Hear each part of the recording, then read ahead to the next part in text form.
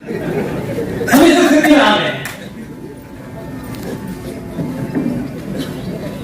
और वो जो मंदिर है सोमनाथ का, उस मंदिर के पीछे की सारी जमीन वक्फ बोर्ड के कब्जे में।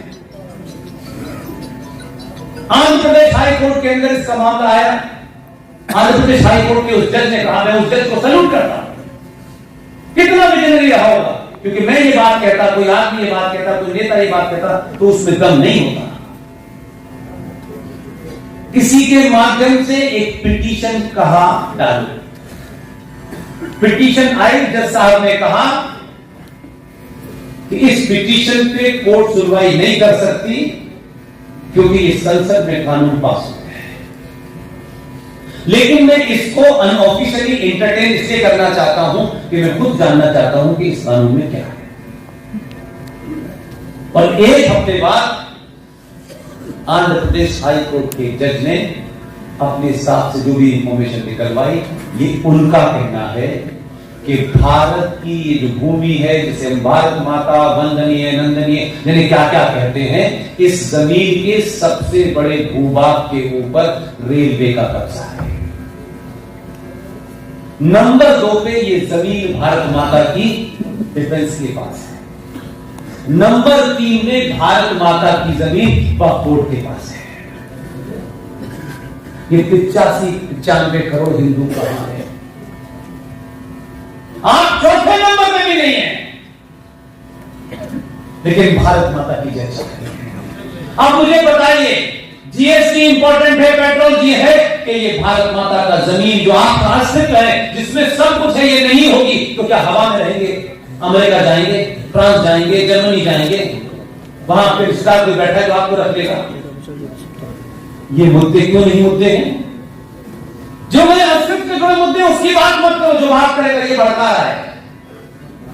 मैं तो चाहता हूं कि भड़काते भड़काते ही मर जाओ। आप भड़क तो जाए, कभी रात के लिए भड़के, जाति से ऊपर क्यों उठ जाए, किसी दहेज से ऊपर उठ जाए, ऊंच नीच से ऊपर उठ जाए। जिस दिन रात के लिए भड़कना शुरू हो जाएंगे, ये जितने भी दलाल है ना, ये आपके पैरों में लगे। अभी 4-5 दिन पहले कठुआ था, वहीं जहां चाटुकारों के चुप्पी के कारण जिहाद ने, महबूबा मुफ्ती ने रसाना के अंदर 65 साल के साची राम शर्मा जी को, जो उनके जीवन में उन्होंने किया ही नहीं, क्योंकि वहां जिहादियों को जमीन पर कब्जा करवाना था, उस औरत को एक झूठा केस लगा। और एक 65 साल के बुजुर्ग शुद्ध शाकाहारी आदमी, जिन्होंने जीवन में कभी गाली नहीं दी हो, उनके साथ में 3 लोगों पे, उन पे बलात्कार का मंदिर में आरोप लगाया। रसाना कांड आपने पढ़ा होगा, लोग चले हो क्या, और वो गुरदासपुर की जेल में। सत्ताओं की व्यवस्था है कि जो आदमी ने कोई लेना देना ही नहीं है, वो जेल में बंद है। ये सत्ता की व्यवस्था है, और सत्ता ने आपको ऐसा कर दिया है कि आप कुछ मत करिए, हम करेंगे। कहां से लड़ना शुरू करेंगे, कहां से लड़ना नहीं शुरू करेंगे? मंदिरों पे जाइए, पैसा चढ़ाइए, पूछने नहीं चाहता कोई, सुनना ही नहीं चाहता कोई। नए नए मंदिर ढूंढ लेते हैं, नई नई चीजें ढूंढ लेते हैं।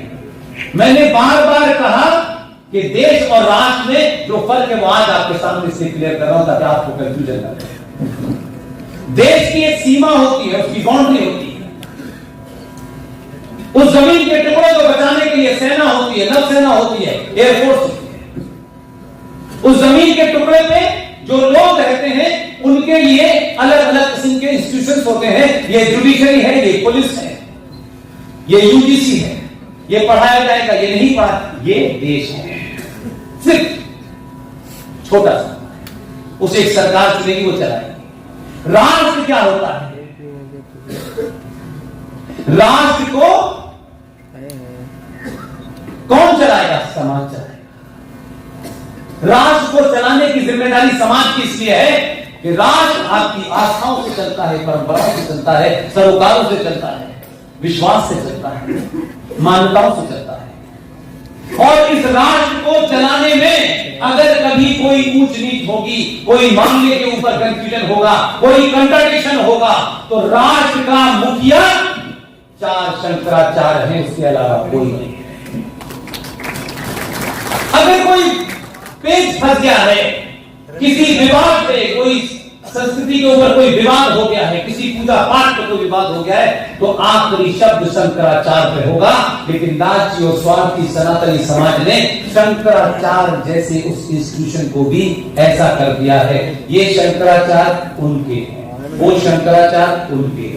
एक शंकराचार्य बेचारे चले गए तो चौथे का अपॉइंटमेंट नहीं हो पा रहा है, और शंकराचार्यों की अपनी लड़ाई कोर्ट में जाती है। यदि राष्ट्र कोर्ट से कह रहा है भाई तो हमें, ये हमारे गिरने का स्तर है। एक मुकदमा नहीं गया किसी कोर्ट में कि कोई कहे कि पादरी कौन है, कि मौलवी कौन, एक मुकदमा नहीं गया। लेकिन हम बहुत पढ़े थे, ऐसी पढ़ाई का कोई फायदा नहीं है। कि मेरा अपना विश्वास ही कहता है कि जो समाज डिग्री, मार्कशीट इसके इर्द गिर्द घूमता है वो राष्ट्र नहीं बचाता। दुनिया के हर राष्ट्र की आप मिसाल देख ले, जिनके पास कभी डिग्री नहीं होती वही राष्ट्र बचाते हैं। और आपकी धरती के